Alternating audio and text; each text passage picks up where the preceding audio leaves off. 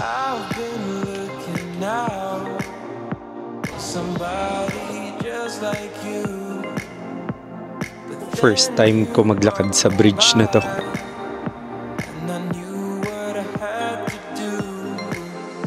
So babalik tayo, another 10 minutes walk.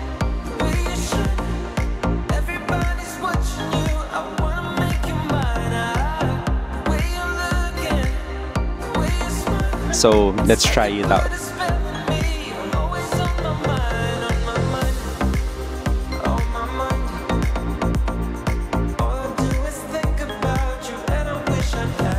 Okay, second drink. Cheers.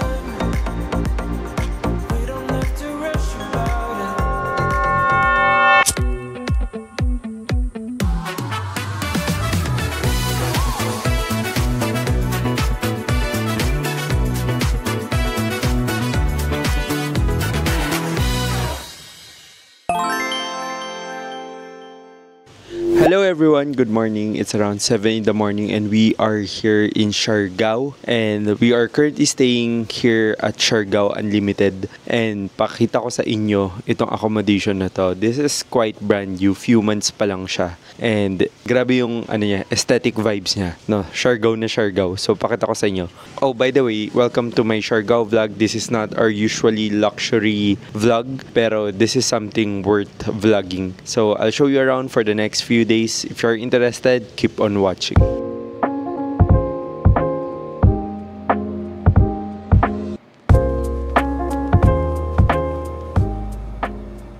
Good morning. I just woke up and nag-ayos lang ako. So, I'm about to go out. It's already 2 p.m. Grabe yung tulog ko. Ang sarap. Look at the bed. Alam mong this bed is expensive kasi look, white linens, crisps. Everything I like about the bed. And bago kasi. So, hindi nga ako makabangon eh. Nahirapan ako bumangon. So, today is medyo cloudy. Ayan. Medyo cloudy siya. Meron daw kasing low pressure area. Pero lagi naman eh. Actually, summer nga dito, June, July. Tag-ulan pagka March, April. Yun. So, I'm gonna go out now and gonna bring my things. We're going to a beach club, Siargao Beach Club. I haven't been there before. Now, we are going.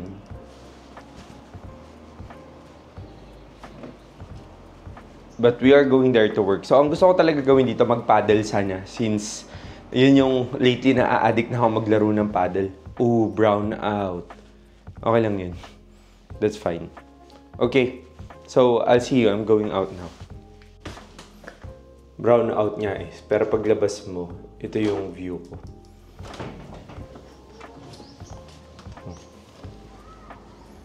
Coconut trees.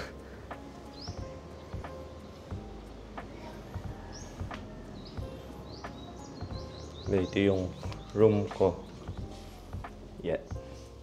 Ganyan siya. Yeah, simple lang pero aesthetic. So, yeah. Lakad na tayo palabas.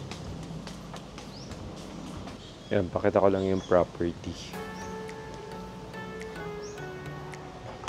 May 25 pesos lang ata yung trike papunta doon. So, let's go. Ito yung garden, yung lanay. And then yung reception. Ayun, so maliit lang siya, pero sobrang okay. Yan. Ito ata, yan yung room ko. 9 rooms lang ata siya. 9 rooms lang to, no, kuya? 8 rooms lang pala, 4 sa baba, 4 sa taas. So book na kayo dito to make sure na maayos yung accommodation nyo sa Siargao. Sobrang sulit guys, hindi siya ganun kamahal and sobrang aesthetic pa. And alam mo talaga high quality yung bed. So dito lang ako. And alam nyo ba, lagi beach island boy ako, diba? Lahat ng isla na pupuntahan ko, sobrang dalas ko sa beach. Mga twice a month, nagpupunta ako sa mga isla.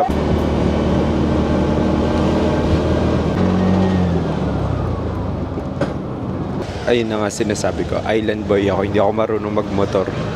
So, buti na lang may mga tricycle naman dito.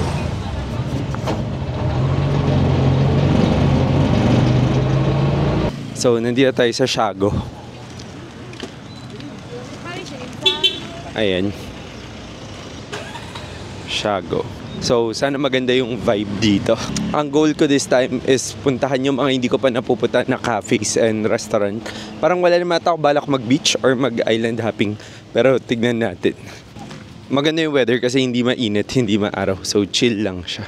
So, ito going to the restaurant and the beach.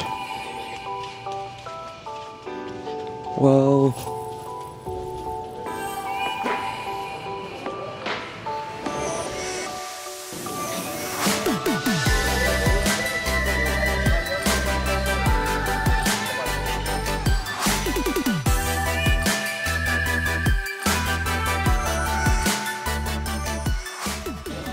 Okay, so to access this beach club, it's 1,000 pesos and then 500 pesos consumable if you're using the pool. Pero if gusto nyo lang kumain, so 500 pesos yung minimum to use the day beds. Pero pag ano naman, pag gagamitin nyo yung pool, 1,000 pesos and then 500 doon consumable. Pero pag kakain na kayo, wala siya fee. And of course, this beach behind me, itong beach sa likod ko, this is free because it's a public space. Okay, 3 p.m. and first meal of the day pa lang, brunch pa lang to. So they only serve brunch until 2:30, last call order lang to. And then ang next service is 5 p.m. for dinner. I'm having the beef tapa now, tikman natin.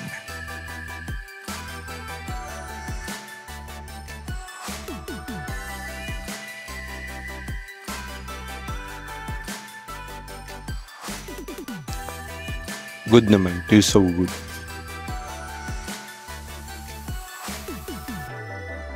Okay, so I'm just working right now. Meron silang Wi-Fi voucher, good for 2 hours and sobrang bilis. So I have a lot of things to do. So I'm just really here to chill lang din naman. So I'm just gonna start working now. And alam niyo, pangarap ko talaga maging digital nomad. I want to live a simple island life. No, so yun yung pangarap ko. Pero of course, we still have responsibilities sa Manila. So pag retirement, I would love to retire in a beach. So I prefer Boracay sana. Kasi doon ko talaga gusto. And para magkaroon lang ng small bed and breakfast and co-working space, no? But for now, weekends around the islands of the Philippines muna, no? I'm lucky na I can easily fly anywhere, especially sa provinces sa Philippines because I use a lot of air miles or minsan mga vouchers. So, meron ako Seb Super Pass. So, yun naman, parang 3 times ko siya na-check out. So, parang 30 yung vouchers ko nun. It's quite hard to get a booking. Hindi siya guarantee kasi limited spaces lang siya per flight. Pero kailangan matyaga ka lang din talaga maghanap and maganda yung timing mo. So, ito na-book ko to before dineclare na holiday because it's holiday today. It's a Friday. Pero Eid today, before siya dineclare, nabook ko na siya. So, I was able to go here ng Seb Super Pass. By the way, wala pa ako return flight. So, tignan natin kung paano because hindi ko alam kung how long ako dito.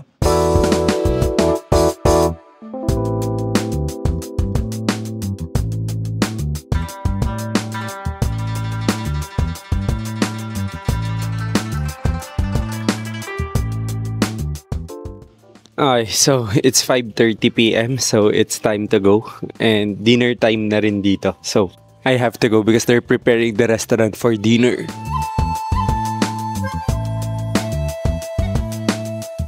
Grabe yung CR nila guys. May pa-chandelier pa. Tapos meron ding towels. Tapos sobrang linis. I really like this place. Para ka nasa CR ng 5-star resort. Yeah. Directly.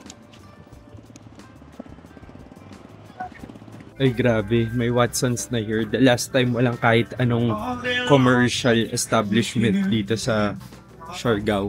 Kahit 7-Eleven wala. So, ito naman necessity naman to especially if traveler ka tapos meron ka na iwan. I'm just really happy na meron ng Watsons dito sa Siargao. Nagawas mo ba da? Sakit ba da? Thank you kuya. Ato na, tanapoy na. So, actually pag pupunta ako dito, worried ako kasi baka meron akong maiwan. And mahirap bilhin yung mga kailangan mo. Pero now, may Watsons na here. Though syempre, expected na mas pricey siya, diba? So kung kaya nyo hindi iiwan yung kailangan nyo, huwag nyo iiwan. By the way, lowbat na pala yung mic ko. So wala akong gamit na mic ngayon.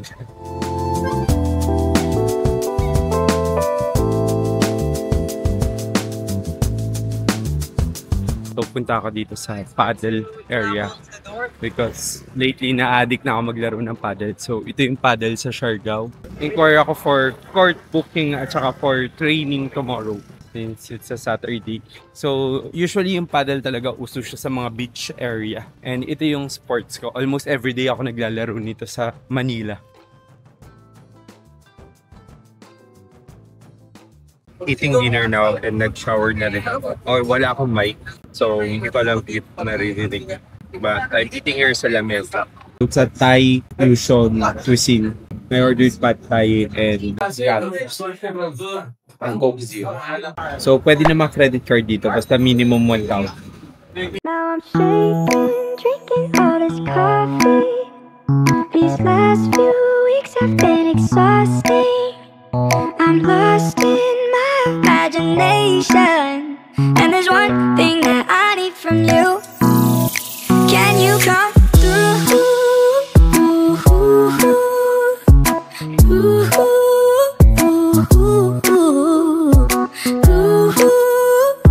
Yeah. And there's one thing that I need from you. Can you come through? I might lose my mind, waking when the sun's down, riding all these highs, waiting for the calm down. Walk these streets with me. I'm doing it. Looking for dessert now. Sorry, walang mic low, but basta naghanap lang tayong dessert now. And meron nakitang turon doon, mukhang masarap. So dito sa Siargao, usually merong party place per night na allocated depending on the day of the week. So today is Friday, so sa El Lobo ang party. And then sa Siargao Beach Club after. Pero parang ang tanda ko na para kumart. So chill-chill lang tayo. And there's one thing that I need from you. Can you come through?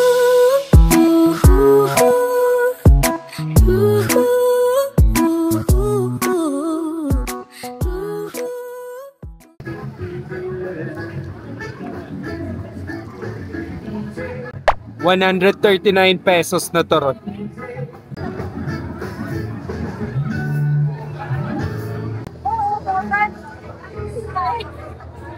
It's good.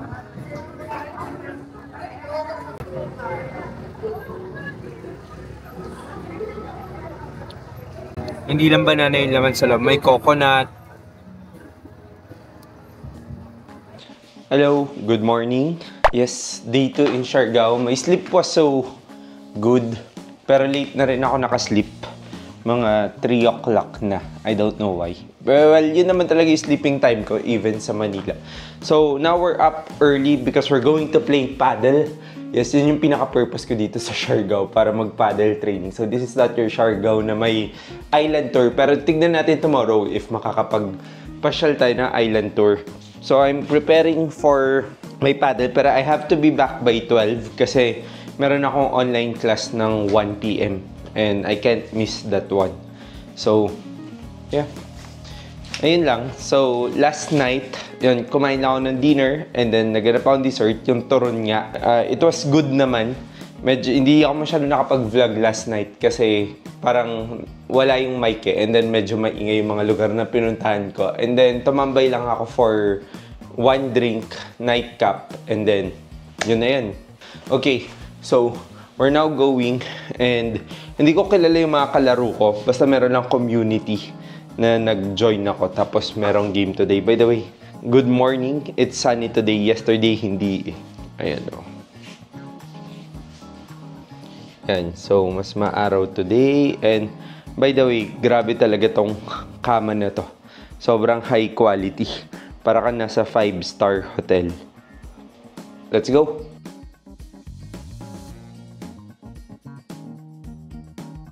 Ay, ang init.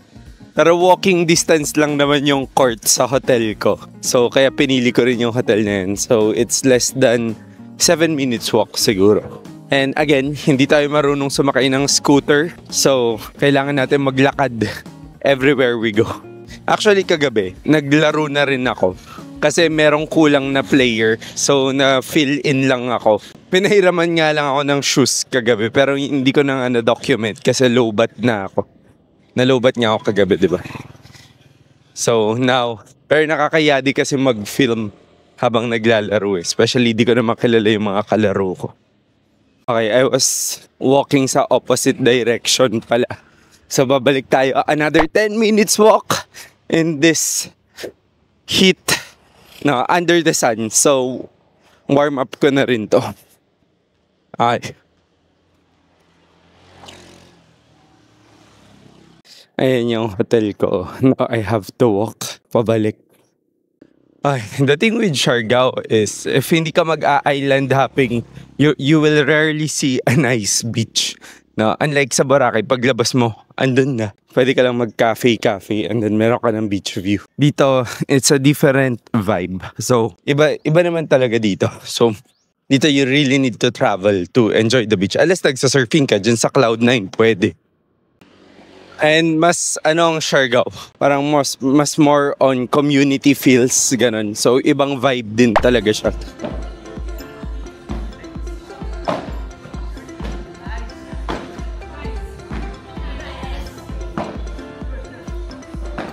So we are now done playing paddle and sobrang saya, sobrang friendly ng mga tao dito sa Siargao, no? I don't wanna intimidated ako pero okay naman. So, just quick lunch and since busog pa ako, nag-overeat ata ako last night. If naalala nyo, ang dami kong kinain. Unusual yun sa daily diet ko. Above calories ako. So, I'm just having a protein shake here. Magsusmoothie bowl sana ako pero hindi na sila nagsaserve kasi hindi na breakfast. So, yeah, I'm just waiting for my protein shake. And then I have to go home kasi may work ako ng 1 p.m. to 4 p.m. Magtuturo ako. Yes, I don't usually have Saturday classes pero for some reason this term meron ako. Pero pwede naman online. So, I need to go home after this to do my classes.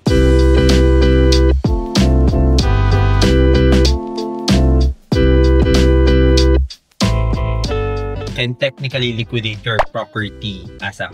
The second one is property assets. They are generally large in terms of price, meaning it's hard to invest and it's quite hard to diversify. So I'm done with my class. We are now going out and this is the fit. I'm actually don't know where I'm going. Baka sa Lamari lang din or something. Yesterday sa Siago tayo. Today, try ko naman sa Laman. And this is just my fit. Or iniisip ko rin mag-beach sa Cloud9. Hindi ko alam kasi second day ko na dito. Hindi pa ako nakakapag-swimming sa beach. So, tingnan na lang natin. Or mag-surfing lessons kaya tayo. Hindi ko alam. Anyways, I just finished my class. Sobrang haba. It's already 4:30. Hindi pa ako kumakain. So, let's go.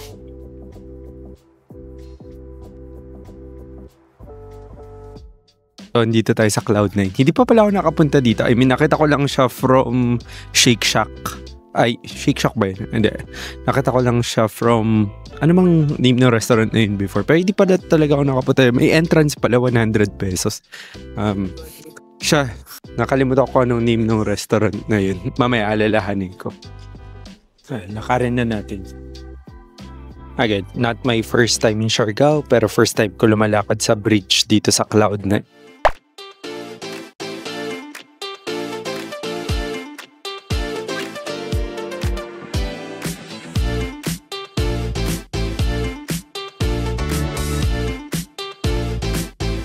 So again, first time ko maglakad sa bridge na to. ITD ko first time sa Siargao.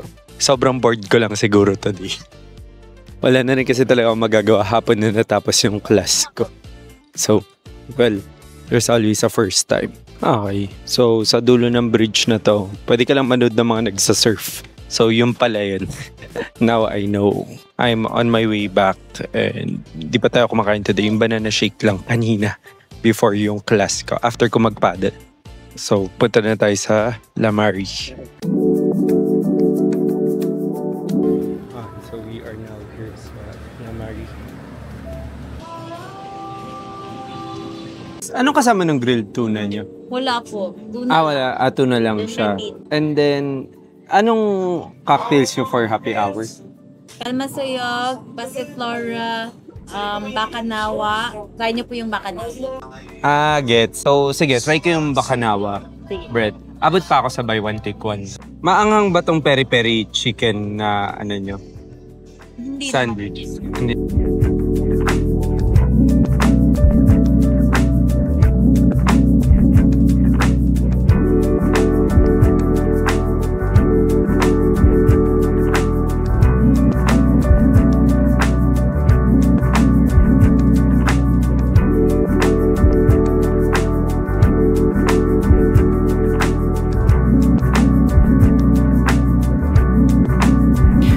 umuwi na rin ako after dinner. So, medyo maaga ako nakauwi, mga around 7 p.m. Since wala rin naman akong gagawin sa labas. I don't know, parang hindi ko lang siya vibe as much as Boracay. So, usually, lalabas lang ako kakain or mag-work lang dyan. Anyways, pero tomorrow rin naman may paddle game ako and kailangan maaga ako matulog because brown out the entire day dito bukas. I think around 7 a.m. pa lang.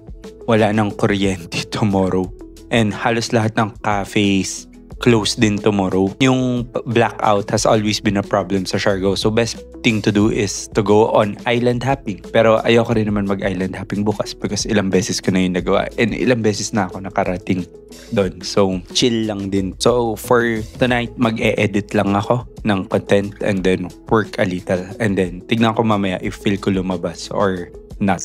Pero I'm probably not gonna vlog anymore. So, see you tomorrow. Good morning! It's day 3 here in Siargao. Yes, sorry, walang masyadong nangyayari sa buhay ko dito. And because I'm the typical traveler na hindi gumagawa ng itinerary and I don't like schedules. Gusto ko yung relax lang and doing things at my own time. So, I'm just putting my sunscreen. So, ito yung ginagamit kong sunscreen. So, this is not sponsored pero sobrang ganda kasi talaga ng sunscreen na to. So this is the Belo SPF 40 Face Sun Expert. Never to buy one take one. Nakakainis nga yung ibang Belo kasi laging nagba-buy one take one. So this morning, I'm going to play paddle again, which is parang yun naman yung pinaka-purpose ko why I'm here in Siargao, to train. No. By the way, it's brown out today since kaninang 8 in the morning, brown out na. So, wala talagang kuryente. So, after nung tiyan natin kasi tayo pumunta. Kasi maraming cafes na closed today because nga may general blackout until 5 p.m. or 6 p.m. today. So, tingnan natin kasi tayo mapapadpad for lunch. But for now, I'm just gonna go play paddle. By the way, na-appreciate ko pala talaga yung kumatok si kuya kaninang umaga. Nilagyan niya akong electric fan. And kaya gumagana tong electric fan is because merong solar. So, dito sa labas, naka-connect siya sa solar. Ayun yung solar panel. Ang galing lang. So, thank you to Unlimited Siargao for taking care of me. Alam nyo na kagad ko anong kailangan ko bago ko pa sabihin. So, na-move yung paddle court ko ng 12 p.m. instead of 11 a.m. So, I have 1 hour free time. So, currently, I'm here sa Spotted Pig. And sobrang daming tao. I don't know if it's a Sunday or dahil brown out. So, everyone is out. And, let's see. This is a highly rated cafe here in Siargao. Pero first impression ko, it's so-so, no? Expensive side yung prices ng cafe na to, no? Nasa higher for a cafe. Pero let's see if it's worth it. And in terms of service, parang it's okay. Lang naman yung service na. I guess, siguro mas okay if foreigner ka. Baka mas maganda yung service. Pero kanina pa kasi ako tumatawag Pero ang tagal bago ako pinansin. And sabi nila yung gusto ko, hindi na raw available. But I'm very picky with food. Tapos nung tinanong ko ulit, available naman pala. And if meron kayong request sa food nyo or customization, halos lahat may additional charge dito. So for example, ayoko ng white bread, gusto ko ng sourdough bread. So they'll have to charge it, no? Or even like kahit little changes lang sa food nyo, you're going to have to pay extra. Pero at the end of the day, it's business naman. Hopefully, worth it yung food. Tignan natin. And yes, I did not take a shower because it was brown out. After na lang ng game.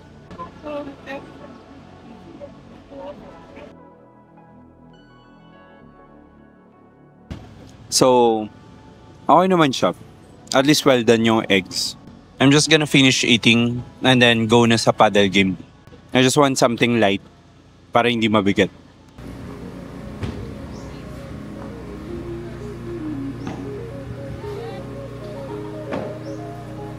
Hi everyone, so it's now 2:30 and wala pa rin kuryente. Ang goal ko kasi nung pumunta ako dito is not to repeat the restaurant. However, I'm meeting my friends sa Siargao. So I'm going back to Siargao this afternoon. Sorry, I was planning to go Hillside or Kamaya, I think.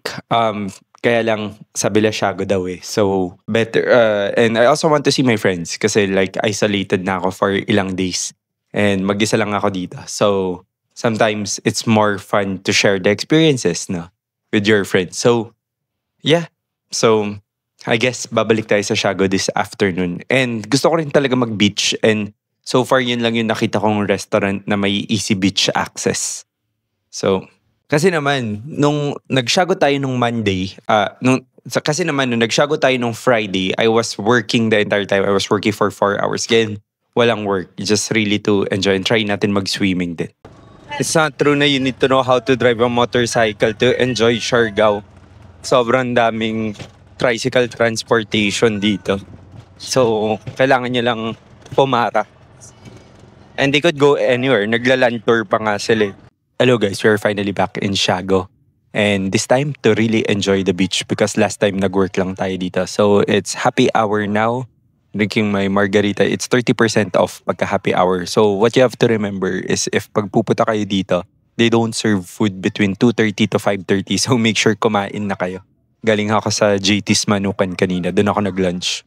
And finally, on my 3rd day sa Siargao, magbe-beach na ako. Because hindi nga ako nakapag-beach ng mga past days. Puro paddle yung ginagawa ko. So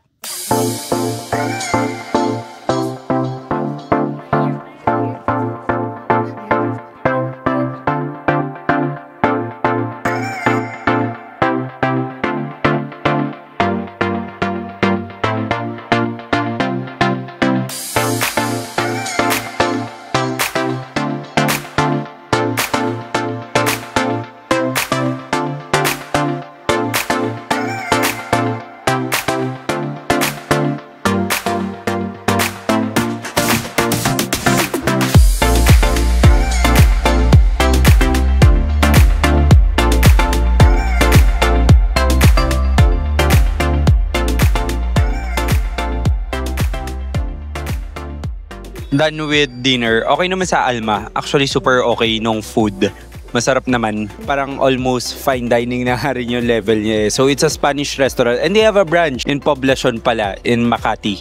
Dito kakare-open lang ulit nila after the typhoon. So, okay naman. Thank you. We had the paella, crispy pata, gambas, catch of the day, fish, etc. So, it was a good dinner. Sobrang okay din yung ambience siya. Sobrang 5 stars. By the sea kasi, so medyo malamig din doon. Now, nandito tayo sa Isla Cocina. Kumakain tayo ng gelato for dessert. Sobrang sarap nito. Nakita ko lang pinipilahan, so pumunta na rin ako dito.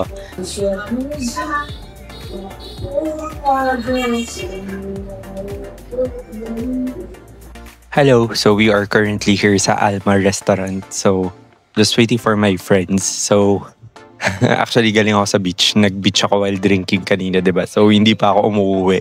Diretso ako dito. Buti na lang may pamalit ako kasi medyo fine dining ata to. And ito yung basang damit ko. So, lagay ko muna dito. Yan, lagay ko muna. Always care, Siargao. It's now time to pack kasi uuwi na bukas. So, today is my last full day here in Siargao. It's around 3 in the morning. And nagpapack na ako. Flight ko tomorrow is around 1:30. And wrap up ko lang yun today. So it was a very chill day for me. Nagpaddle ako and then I went out for lunch. Hindi ko na na-film yun sa JT's Manukan. Meron naman tayo nun sa Manila. I went to the beach sa Siargao with my friends. And masasabi ko lang pala, dito sa Siargao, dapat at least 1,000 pesos yung budget mo for the food every meal. No, para ma-enjoy mo talaga yung experience and ma-order mo rin talaga yung gusto mo ng walang limit. Kasi ganun yung range parang 1,000 with the drinks and the food. So this Siargao trip is walang island hopping, walang itinerary. It's just really eating sa restaurants na mga hindi ko pa na-try. And I really had an amazing time. And by the way, pag nag-iisla ba kayo, ganito karami rin yung damit nyo. Kasi syempre like, sa morning, iba yung suit mo, hindi papawisa ka na or mababasa na kasi nag-beach ka, then magpapalit ka for dinner or and night out, ganyan. So, naging multiple yung kadala. And by the way, thank you pala to Siargao Unlimited for this accommodation. Sobrang okay, highly recommended guys. This is not sponsored pero please book with them kasi sobrang ganda ng service, ganda ng property, ganda ng location, everything you would want in a hotel. So kung magkasama kayo or barkada kayo, pwedeng maximum of 4 ata dito. So for as low as 1,000 to 2,000 pesos per pax lang siya. So, I get, okay. So, tapusin ko lang mag-pack and then tignan ko kung makapag-vlog pa ako tomorrow morning. Pero kung hindi na ako makapag-vlog tomorrow morning kasi baka mamaya dire-diretso. Thank you for watching this vlog. Thank you for joining me in this solo adventure sa Siargao. Even if I'm not your typical travel vlogger, thank you for joining me and thank you for sticking around.